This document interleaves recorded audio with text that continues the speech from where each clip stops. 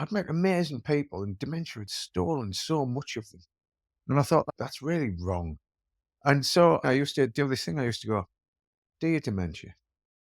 And I'd write a little message to it again and again. And then I started putting them up on Twitter and with little pictures. And I'd say, Dear Dementia, I'm not a disease. My name's Doris. Nice to meet you. Dear Dementia, I saw that nice man again today. I don't know his name, but I know that I love him. If you think that you're on an island, totally isolated, that's pretty scary. But if you realize that it's not just you and there are other people and that there is a community out there that could help, then that's a good thing. But it's a community that's not offering you advice. It's a community that's saying, we did this and this happened. Hi, I'm Luca and welcome to the Living Care Company channel, where we help people navigate loved ones' care journeys. And we always love to speak to interesting people that work in and around care, suppliers and experts and whatnot. Big Ian, welcome. How are you? I'm the one to book that trend in under, but it's good to be here. Yeah. And Big Ian, what a great name. I was reflecting on all the friends I've had in the past that have had the prefix big in front of their name. Generally, it would be Big Dave or Big, a lot of Big Daves, but never met a Big Ian before. Well, that was because I used to be a 400-pound bouncer at one point in the Northeast. I was 8 stone 8. There was plenty of me.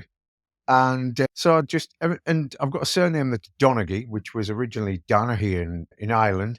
And nobody can spell it. No one can pronounce it. No one can remember it. So I thought, people will remember Big Ian. And it works. So when the care show or for the CQC National Conference or NMC conferences or whatever, there I am at the most official big events in the country.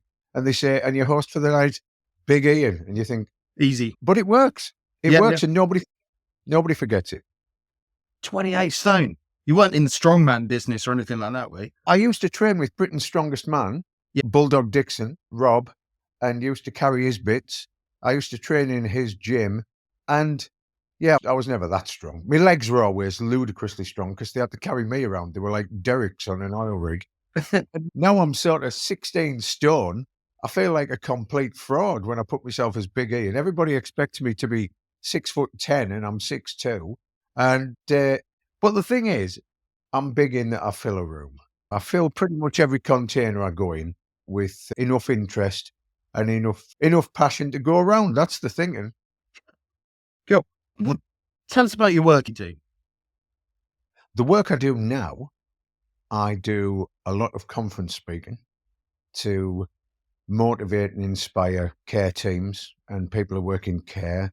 I do a lot of stuff as a dementia campaigner and to fight the corner for social care.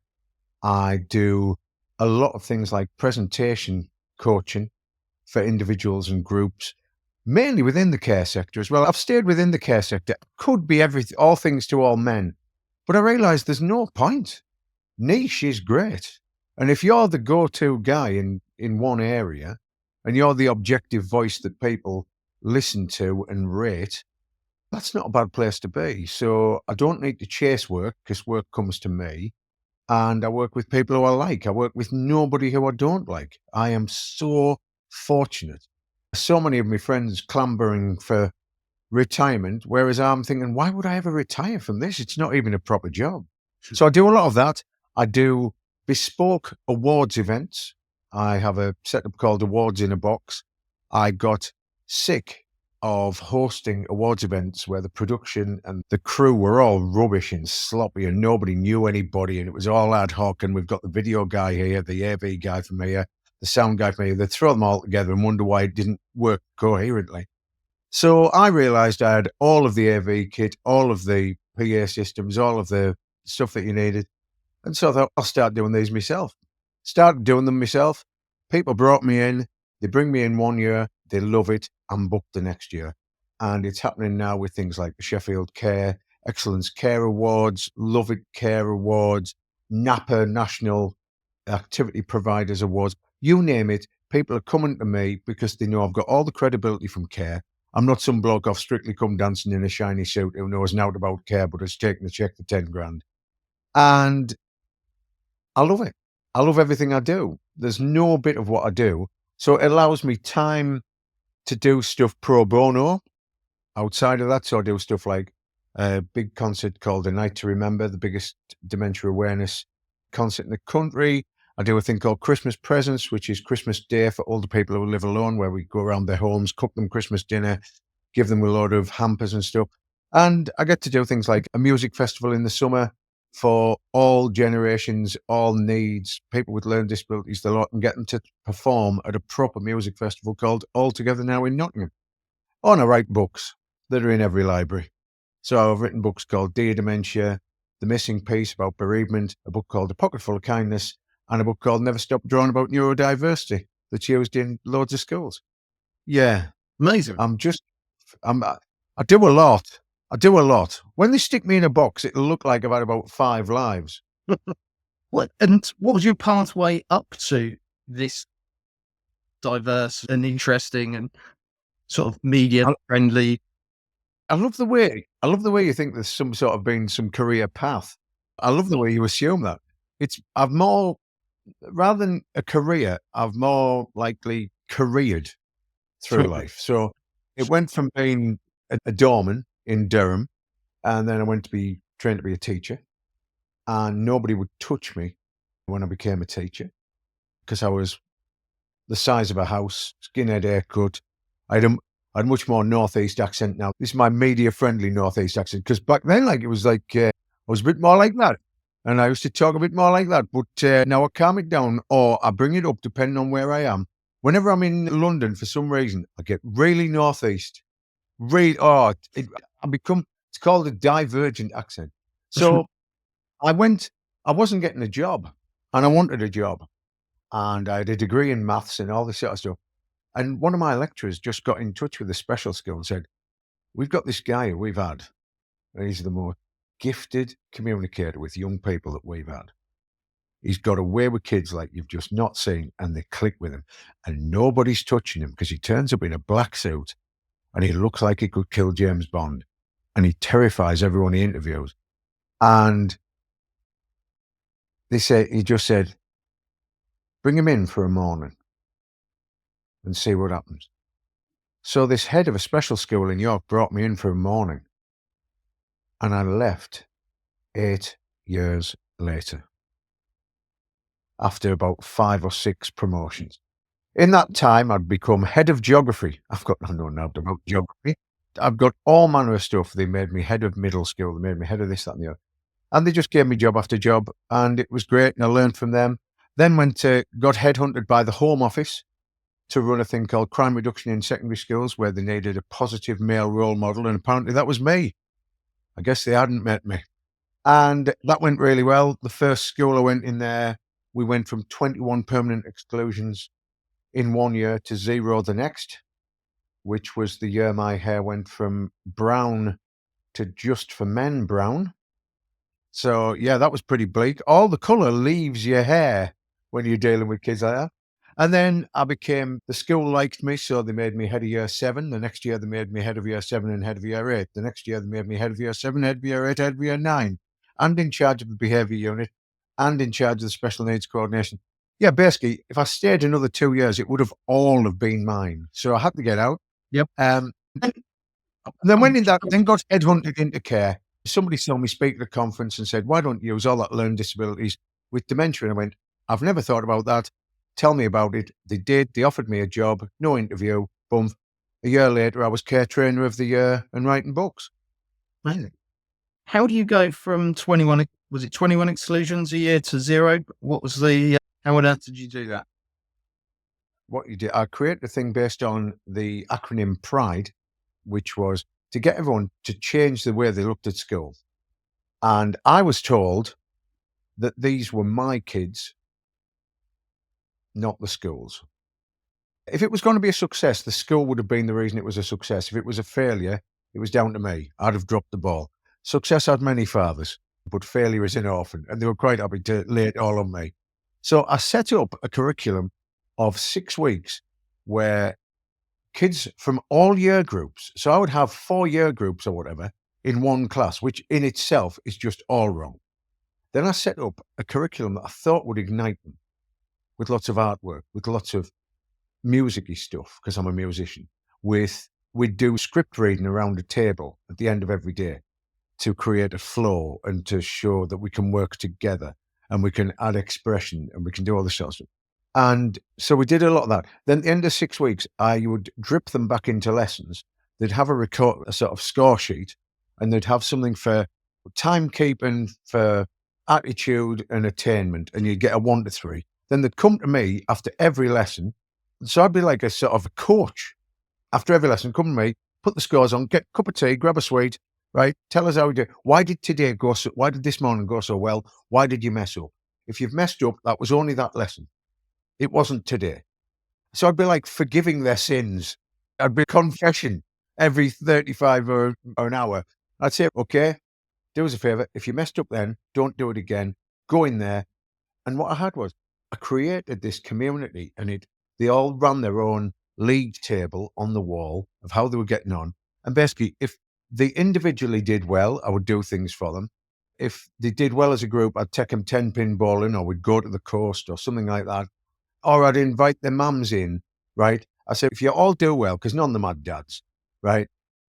If things go well, I'm going to invite your mums in, and we're going to cater a whole afternoon, and we're going to give them a special afternoon to show them all the work you're doing and explain everything you're doing, and we're going to make your mums VIPs.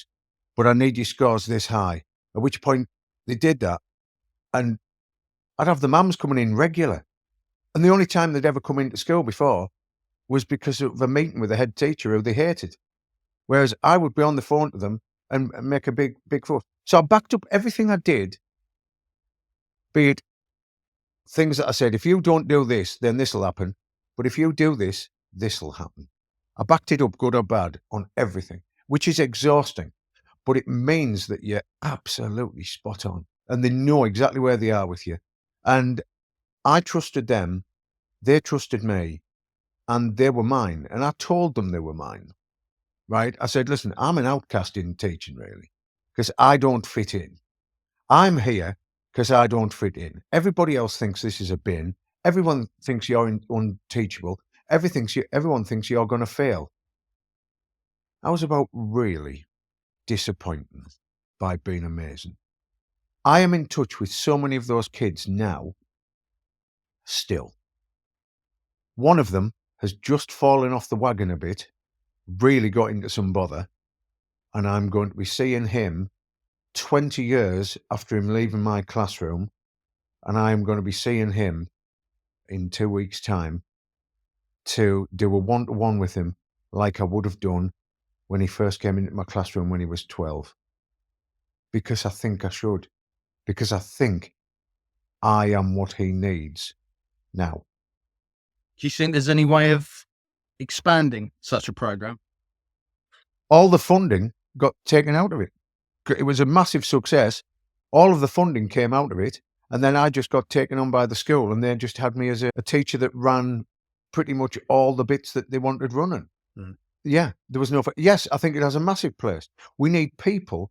We need to fit the right people with the right people. It's like care. It is care. We are caring for people who don't quite fit in, who are different. And they're not necessarily worse. They're just different. They just don't fit in with the system that everybody insists you've got to fit in with. Oh, don't get me started on education, man, because I really thought a lot about these kids. I thought a lot about it, and it hurt. I used to be exhausted, and it used to hurt. And I used to watch WWE wrestling on a night so I could talk to the kids the next day if they were having a bad day.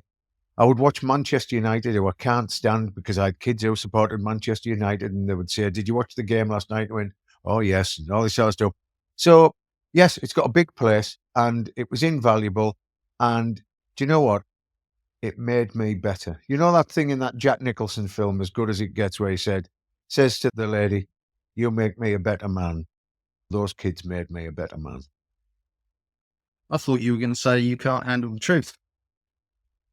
Well, to be honest, some of them couldn't handle the truth. Certainly some of their teachers couldn't handle the truth either. So, yeah, but it's true. I wasn't quite that angry. Really interesting. And yeah, no, I share a lot of your observations and beliefs about why things are going wrong and how to fix them. Yeah, with kids. Dementia, your book. Tell us about it. Really powerful title. What inspired you to write the book and what impact you think it's had? It's a simple book. It's the size of a Mr. Man book, deliberately, exactly the same dimensions, because when you picked up a Mr. Man book, it was unthreatening, but had a strong message that was delivered by stealth. There's a clever little message in every Mr. Man book. And so I remember I was doing dementia care training all over the UK. I was in the car and I used to set me phone to record. And I remember I'd met amazing people and dementia had stolen so much of them. And I thought, that's really wrong. And so I set this thing, I used to do this thing, I used to go, Dear Dementia. And I'd write a little message to it again and again. And then I started putting them up on Twitter and with little pictures. And I'd say, Dear Dementia, I'm not a disease. I'm not all those things, right? My name's Doris. Nice to meet you. And I put things up like, Dear Dementia, Nana forgets, so I remember. Dear Dementia, I saw that nice man again today. I don't know his name, but I know that I love him. And all these little things, and they were just tiny short things that were like 10 words, but they did the trick. And I put them all into a book, and I gave a talk at the Dementia Summit, and there was a fellow there called Richard Hawkins, who was a publisher from Hawker Publications. He said, if you can put what you've just said in that 30-minute talk into a book, I'll publish it tomorrow. We ended up publishing it 6 weeks later. It was then put on the books on prescription, the read list. It's one of 25 books in the world respected for dementia care. 3 hospitals have been designed using the work that's inside it and the imagery. And as I say, it's been translated into Welsh. I've now got a version that's my own because it was published and then I got the publishing rights back. Angela Rippon wrote the foreword as the head of the UK dementia chair of whatever she is, and then did that, and it's sold in 22 countries. Have I made a lot of money from it? No. Has it made a huge impact and been a skeleton key that's got me to every conference I've ever wanted to speak at? Yes. And loads of people have told me how much it's helped them, and it's a simple little book. But that was just one of 4 books that have all made impact. And without that book, the other book wouldn't have been written, and without that one, the other one wouldn't have been written, and vice versa. So it's lovely. And I love writing more than anything. I love writing more than anything. It's the closest thing to absolute freedom. It's like flying. It's just me and a pen and a nice book, and you just write. And it's breathtaking. And I'd rather people like my ideas than like me. I've gone past that, people liking me. I'd rather them like my ideas. Very interesting. Comes with age. I think that comes with age. You go from people pleasing to thinking, right, what my ideas are going to be around damn sight longer than me. So I need them to have more of a staying power. I need them more to be a Parker pen than a Bic biro. I need them to last. And so you make sure your ideas are really good. So in years to come, people can get that book off a library shelf. And that's a really good idea in 2070 or 2120. How cool is that? That's a really good idea. Whereas I'm dust then. I'm just something on Google if you're bored. Whereas an idea will live on. What's the core messages you're getting through with your care training? My care training was dementia isn't somebody else's fault. So I made all of my training if it was you.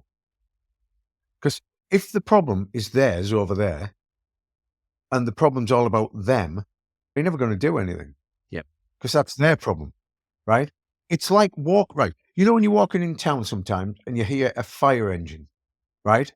And you look at where the fire engine's going, and for a minute you're really worried about that fire engine and where it's going, right? And you see a fork in the road, and you see your house is on the left, but if it goes right, it's not your house that's on fire. As soon as it turns right, you suddenly just get on with your day because it's not your problem, because it's not your house on fire. But if it goes left, you might run home thinking, even though there's 4,000 houses down there, You think it could be yours. And it's the same with dementia. So I make sure that everything, it lands on you. It's either your mum, it's your dad, it's your mum, it's your nana, it's your granddad, it's you. And if it's you, how do you want to be treated? If it's you, how do you want people to talk to you? If it's you, what do you want to eat? All these things. And it's not just about likes and dislikes. It's about filling those missing pieces in your jigsaw puzzle every day. It's about keeping your stories alive and respecting you and your wishes. And you only know your wishes if you ask them. Yep. If there's one question that I can ask a carer that reveals whether or not they know how best to work with someone with dementia, it's that question about, do they understand it's the dementia, or is it something that they're taking personally and blaming the person on? And obviously the person to the dementia it doesn't end up in a good outcome, but that is the one key bit of understanding that I go for, I must say. Do you know the best thing you can do for any of your care staff or any of your maintenance staff or office staff or anything in a care home? If you've got, say if you have a care home that's got, I don't know, 30 people living there, get 30 pieces of paper out, write the name on each piece of paper and leave it in a room with everybody who works in that service and just say, write everything you know about that person on that piece of paper. Now, there will be some people there where you can write and wax lyrical, okay, because they're a character, they've got loads about them. The thing that worries me is the ones where you just say, milk, 1 sugar, like Tom's under the hammer, all right, used to have a dog called Toby, right, and loves bourbon creams. I would really hate it if all you knew about me was that. And that's why we need to make things better. So I used to put lots of training, and I would call people out. I would say, I'm going to describe somebody. Who's this in your home? And some of them wouldn't know because of things that were really important to them, but they had never bothered to ask. So that's the reason. So I was always up against the big hitters, the platinum sponsors at these care awards. And I came out as the winner as a small independent, just me. David beat Goliath. And it was pretty cool. But I don't do any of those big awards things now because really, the platinum is, seriously, right? It's thousands of pounds a table, and the platinum sponsors always leave with the prizes. I'm sorry, that's not a meritocracy. It's just wrong. And people are more obsessed with looking good than being good. Whereas I've decided, tell you what, if it's okay with you, I'll concentrate on trying to be good rather than look good. Yeah, no, I tell you point there. What's some of the biggest misconceptions that exist about dementia, and how would you deal with those? That it's just memory. That it's just memory, and that they can make jokes out of it. They can make jokes out of it. People think it's acceptable to make jokes about dementia. They'd never do it with cancer, right? They never do it with a stroke, but they'll do it. They make it about hearing loss, right? The number of times. See, I am a speaker who can't hear. I've got 20% of my hearing left, right? I'm also a professional musician who can't hear. But And these is that things, 20% with your hearing aid, a hearing assist? that boosts them. That boosts them up. Yep. I sing with in-ear monitors. Yep. Although at some events I sing without, and my audiologist says, I have no idea how you can sing with that level of hearing that you've got. And I went, I cannot be that bad because people keep coming back and I fill theatres. So the question is, they're not really sure how much I had to start off with. Yep. You only know what you've got, don't you? You know what I mean? I've only ever had these ears. I haven't had any other ones. Now, I realise over time there has been a demise because you always used to say to a sound man, Dave, can you turn it up? And you'd never say, Dave, I think this is really, it's not sitting well in the mix. Can we just bring everyone else down a little bit? Never. Drummer would say, turn it up. Guitar, I would have a crash cymbal by one ear. I'd have a 4-piece brass section. And I still do music every weekend. I played to 75,000 people in October and November last year. Ridiculous. Yeah. Now, that's a cool thing to have when you're a teacher, that you play with pop stars on a weekend, right? Do Now tell. that was cool. Do tell. I played with loads of people. Like what I've done the last couple of years. Sam Ryder, he did some festivals with him. The Vamps. I've duetted with Justin Timberlake, with James Blunt, Jimmy Fallon, the American talk show host, Lulu. Done loads of stuff, and still singing at 50 odd, and it's still makes me feel young at the time and really old the next morning. When Giga Mortis sets in is All Giga right. Mortis it's called. I'll have to look those up on YouTube, I think. Oh, you'll not find them. You'll not find, or you might find, well, maybe it's one of them. But yeah, I've got a band called Huge, and we play big festivals. We play the Barbican every year at an event called Night to Remember. We fill that. And we've been going for 35 years, something I started as a trainee teacher to fill me time. Never thought I'd be doing it when I looked like me dad. Yeah. I remember thinking, I get getting a that when I band. look in the mirror as well. Oh, it's terrible. I remember going to watch bands in York, and I remember looking at a band and they were like 27. And I went, what are they still doing playing in bands at 27? Have they got no shame? Don't realise that it's the realm of the young. Have they never heard The Who? I hope I die before I get old, talking about my generation. They're 27, for God's sake. What type of music is it? Huge.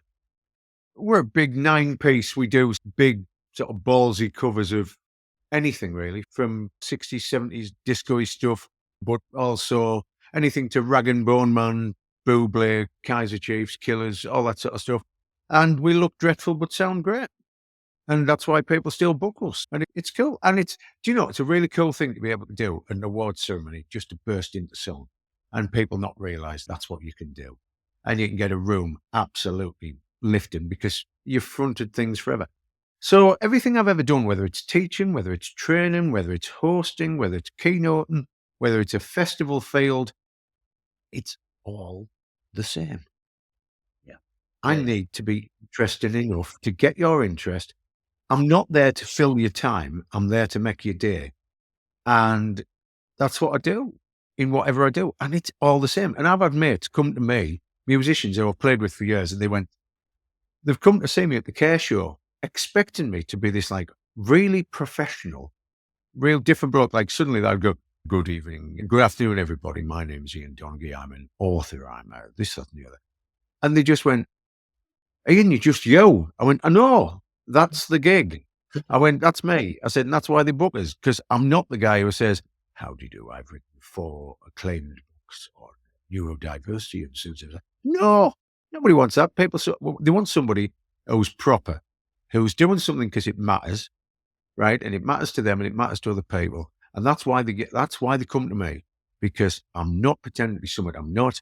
I'm not pretending. I'm just me. And it works. And it's too late to change now. I'm sorry, at 55, I can't go back to the drawing board and create someone else because it just. You've reconciled yourself to yourself. If everything you think, say, and do overlap exactly, I think that's happiness. And I think that makes you pretty rich. And I know a lot of people with a load of money who are poor because their values and everything don't overlap. And everything they've got is based on compromise and values that they don't believe in. And that must really screw your head like some tug of war rope.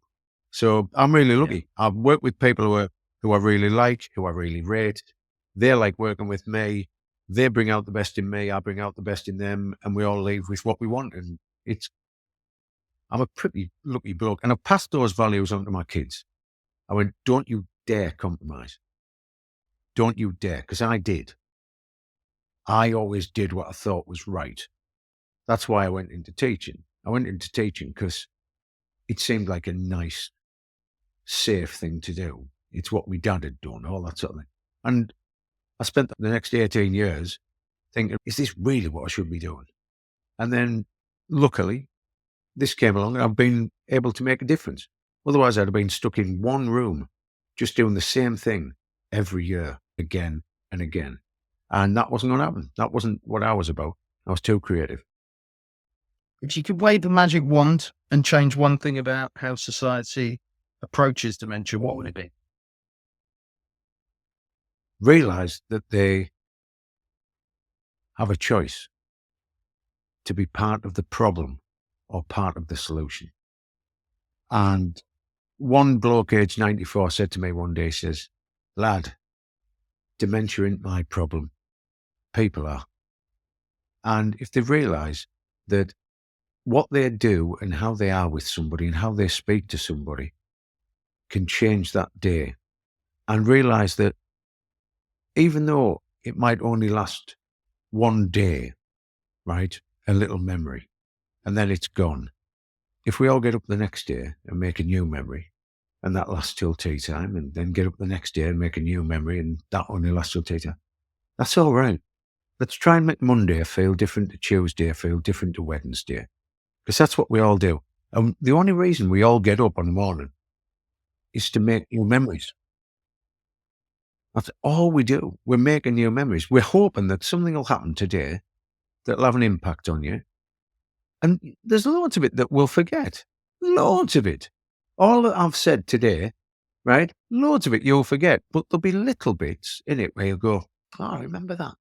And that's like a firework display. We never remember all the fireworks, but we remember the little bits where there's a big bang and there's a bit of warmth on our face and a light on our face and that feeling it gives you. So we all forget loads of things, but just try and give people something to leave a little bit of an impression that makes them a bit happier. And I think that's it. And remember how much you matter. Because even on a bad day, you matter. And you could do something so nice that could just make somebody's day, and you might not even realise it. You might not even realise it. I met with a student who I taught 20, actually, no, what'll it be? 12, 26 years ago. And I bumped into her. She runs the cafe at St. John's University. And I went, "Are you from York?" And she went, "Yeah." I went, "Which school did you go to?" And now we have to remember, I look a lot different to when I was teaching. I was a lot bigger. And she went, "I'm not going to tell you, Mr. Donaghy." And I went, "Hello." I went, "And you have not changed, girl." I went, "How old are you now?" She went, "I'm 38. And then she told the university lecturer everything But that I that used made to you do when I feel was old. ahead of a year. Oh, I said, "I'm 112 years old." What, do you know what's really bad? The oldest student I taught is now 50. 50. Oh dear. I have taught Oh dear. people who are grandparents, and I don't think I'm that old. So I feel a bit bad. But do you know what I mean? It's all of your career is a stock pot, and it takes you to where you are. It creates the broth that you serve up every day. And I think if you've had an interesting thing, so I've played some crazy gigs, right? I've played some places where you thought, I'm not going to get out alive. I played clubs in Bradford where they brought on a massive, what I can only describe as being a cross between a paddling pool and a bouncy castle. And for half an hour before my band came on, 3 women came out, a big cement mixer came out, right? And they filled this thing full of this horrible mush type stuff. And the guy got on the microphone and went, "Before future on, ladies and gentlemen, please, it's going to sweep the nation. Live from Bradford, the Pile Bar, porridge wrestling." And I honestly Oh, thought, what am I doing in this room? Live porridge wrestling before my band went on stage. There you go.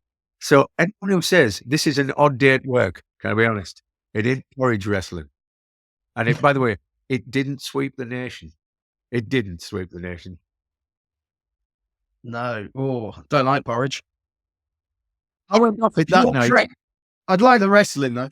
What practical advice would you give to someone who's just received a dementia diagnosis, either for themselves or a loved one? I don't know something. I wouldn't dare offer anybody advice. I wouldn't dare. Who the hell am I? Who am I to tell them? They know them. They know their families. They know their friends. They know their work colleagues. They know everything.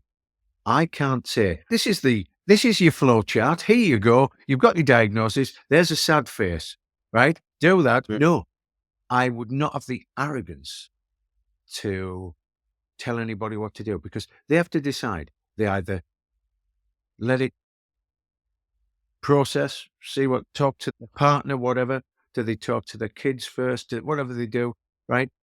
It's a totally individual thing. You can only say there's no right way to do this. There's only your way to do this. And do you go around with a badge or a T-shirt that just says, I've got dementia, give an eye to me? Or do you think someone's going to take advantage of you like the fox took advantage of Pinocchio? And you just think, I wouldn't tell you what to do. You know the people around you. You have those conversations. Only you know what to do. And I think it must be tough. And I think anybody who offers advice, right, and says this is what you should do, then I'm not taking advice from those people because they don't understand the individual nature of life and of dementia.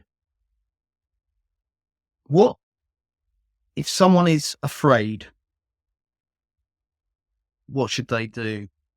Not should do, but what could they do to Shared understand experience. a bit more, to toe into into it when they're worried so much that they're being avoidant, they're not wanting to face it. How can they get? I'll give you an analogy, Luca, and that is when you're driving through the fog and it's really thick fog and you're terrified and it's on a road you're not familiar with and you're thinking, I've no idea whether, there's a dead end here or it could come off a cliff or whatever. And then what in front of you are somebody's taillights and they're red and they're glowing.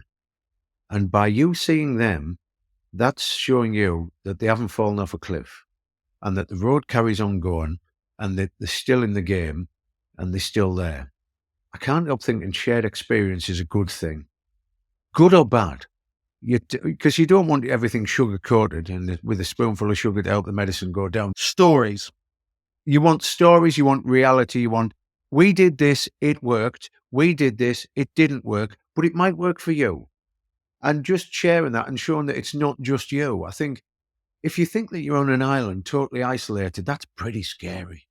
But if you realize that it's not just you and there are other people and that there is a community out there that could help, then that's a good thing. But it's a community that's not offering you advice. It's a community that's saying, we did this and this happened. And I think it's like them throwing balls up in the air. You decide whether you catch them and whether they fit you.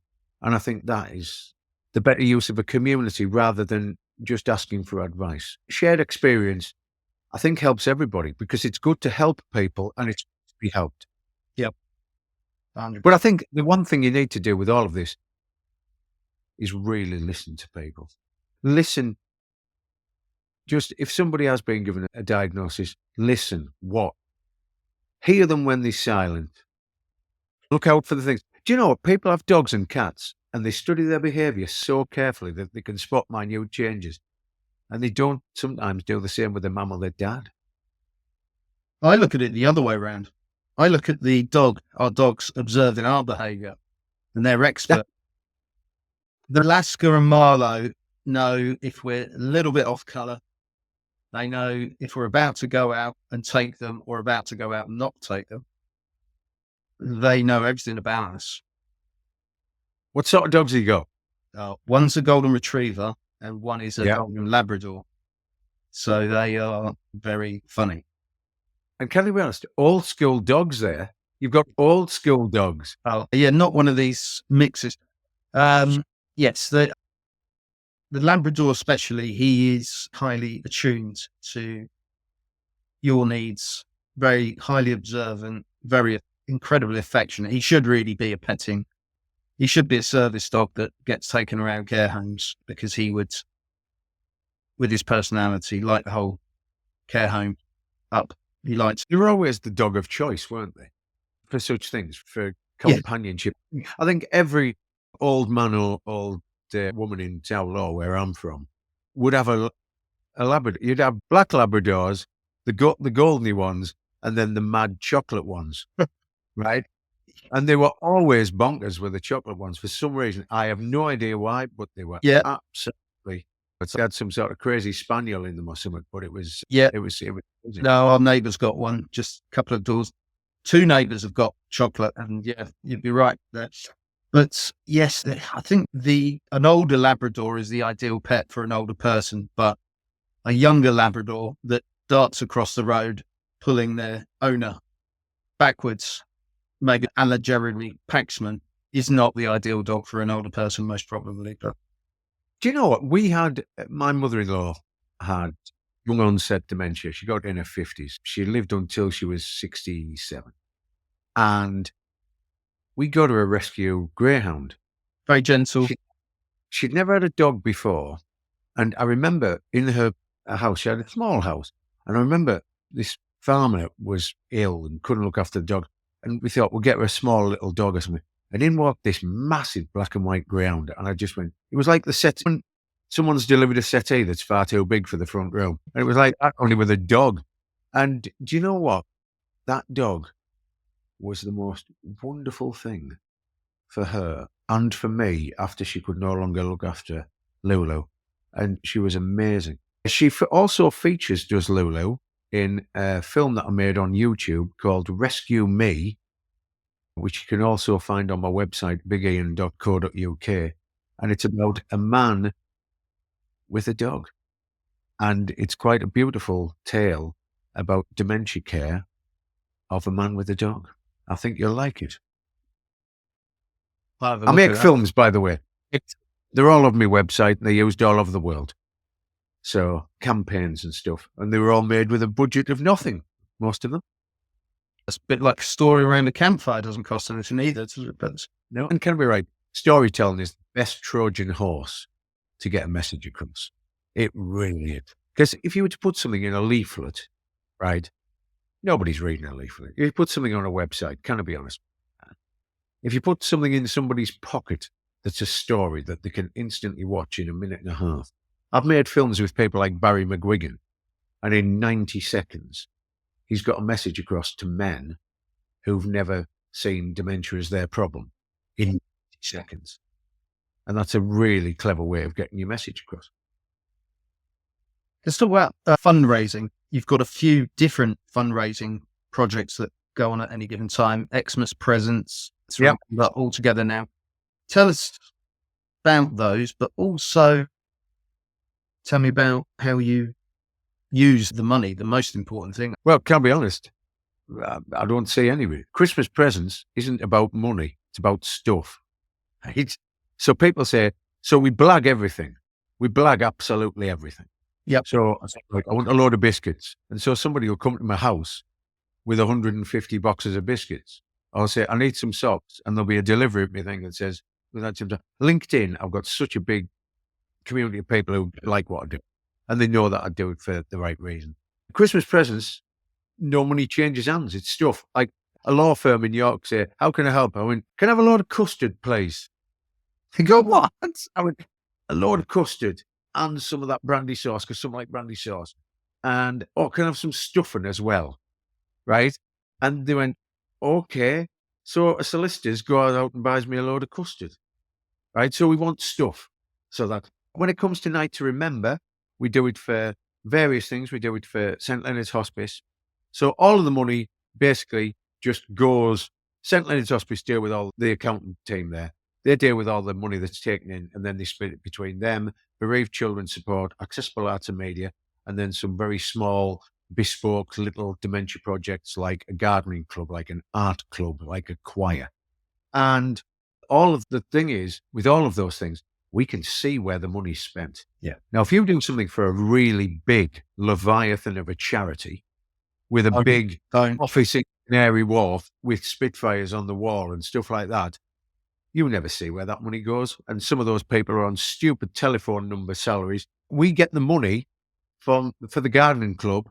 And I say, what do you need? They say, crocuses, raised beds. We need some new tools, some shovels, some hose, some rakes. And so you go and take them, and they went, and we'd like some biscuits for our tea cupboard. And then there you go. So we can see everything that's happening. Practical things that help people get together. Aye. And that's it. Everything that combats loneliness and makes people feel like they belong isn't a bad idea with me. And do you know what? We put on Night to Remember. We used to do it every year. I now do it every 2 years. And It's a massive event and it's a beautiful event. And not only does it raise money for Where the is that charity, in and at what time of year? York Barbican, a venue where I was the first ever singer to perform there in 1991. Sold it out about 20 times since. It's where the snooker comes from at Christmas. And it's November the 12th. We do a night to remember. We do a night that's affordable. It's £20. And we get sponsors involved. So basically, we're in profit from the very first ticket sold. They, the venue facilitate that. They're not charging. No, I get a sponsor to pay for that. Okay. Great. Right. So I just think, right, if everyone knows that their ticket goes to what is and not the charities and the good causes, and it doesn't go to pay for loads of stuff, then that's fair enough. And all the musicians, all the performers and everything, all do it for now. Yeah. And it takes a lot of work, but it's, oh God, it's just the best show. It's the best show. It's amazing. And with this year, we've got a choir taking part, 10-decade choir, a choir made up of 10 decades. And that's pretty cool. So you start off with a 5-year-old singing the first line, and the last line is sung by a 95-year-old. 10 decades. Music's for everyone. Amazing. In your opinion, how can communities become more dementia friendly, or to put it in a different way, better for people who've got dementia in their families?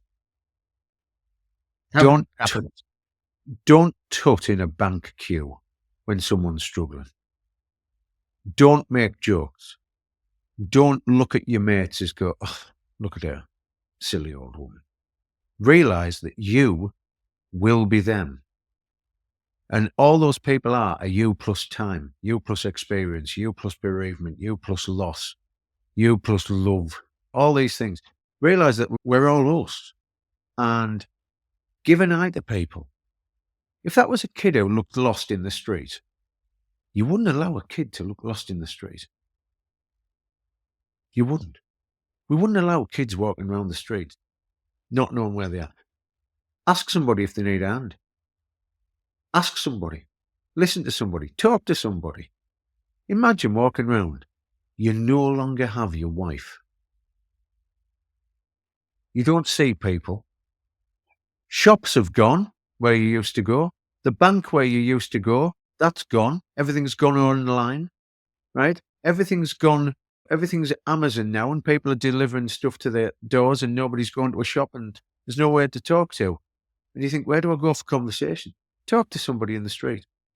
And I think it's this really simple thing, but loneliness hates hello. Loneliness disappears as soon as you start a conversation. So why would you not? If you saw somebody drowning and you had in your hand a rubber ring that could save them, you'd throw it.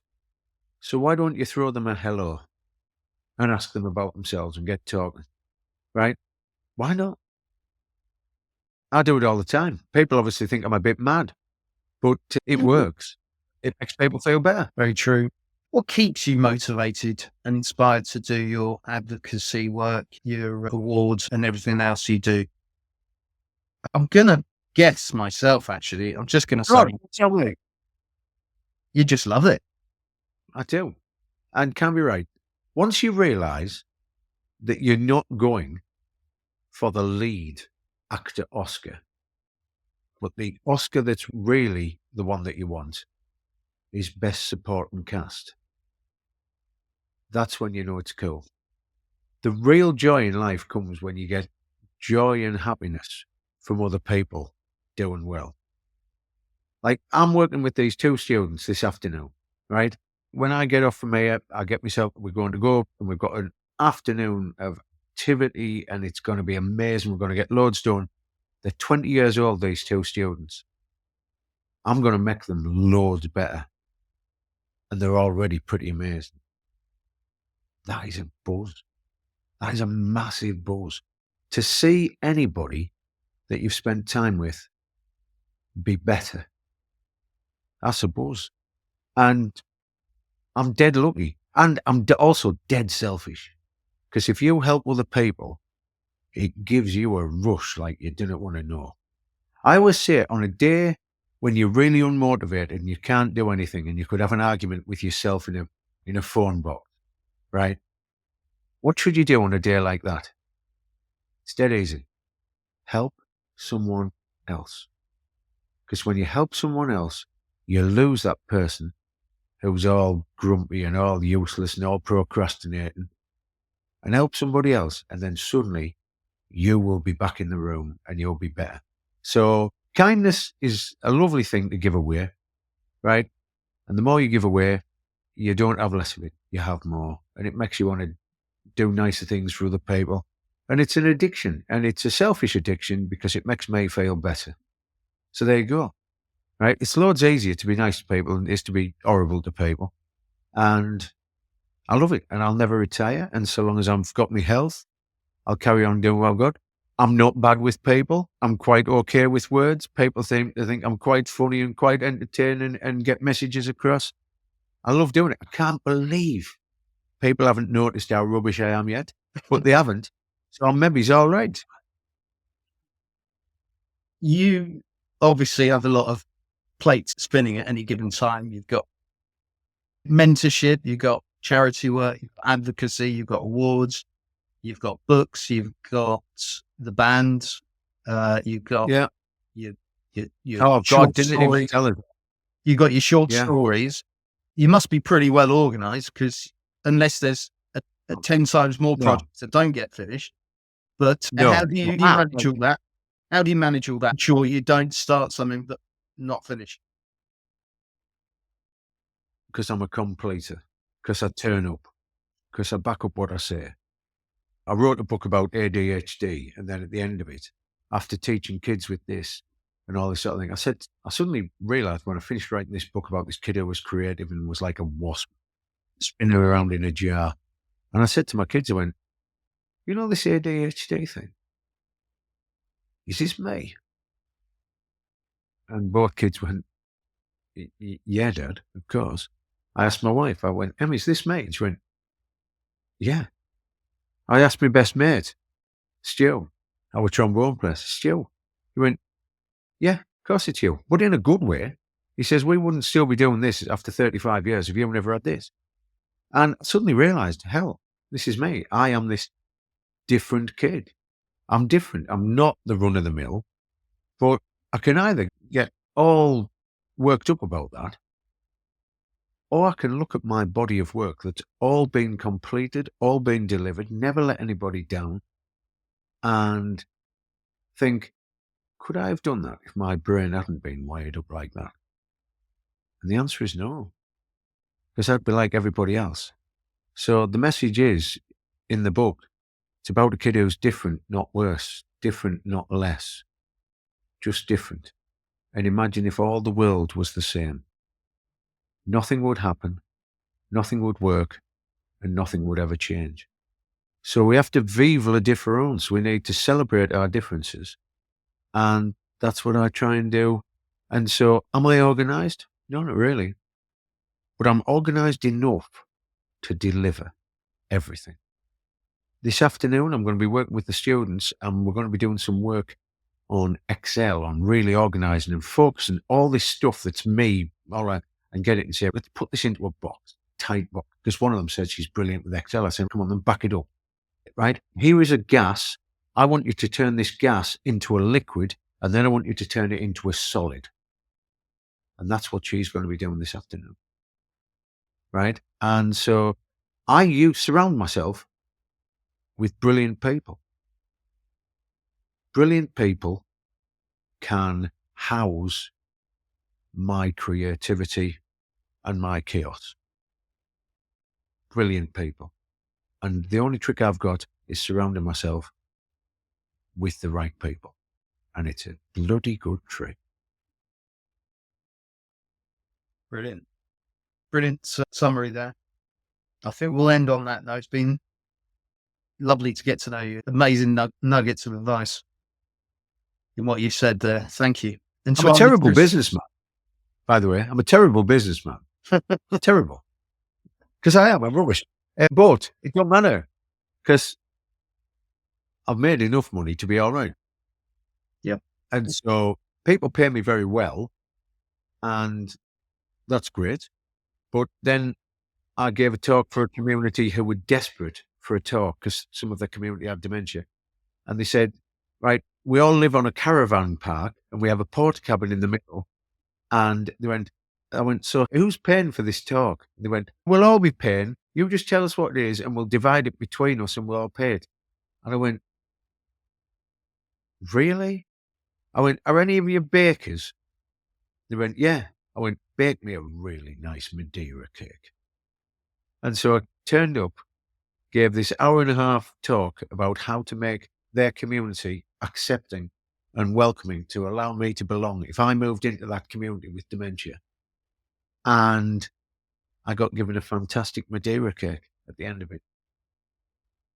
And I gave one of the best talks I've ever given. And all I got out of it was some cake. Isn't that cool? Crap business, man. But it was right. And it felt like it really mattered. It mattered to them. It mattered to me. And I thought, do you know, what I've done today is going to impact on someone's life. And I've got a cake. Amazing. There you go. That'll do. To our listeners, remember you're not alone. Subscribe to our channel. It may help you navigate your loved one's care journey. Thanks for listening. And I will see you again. Thanks, Ian. Thanks a lot. Take care.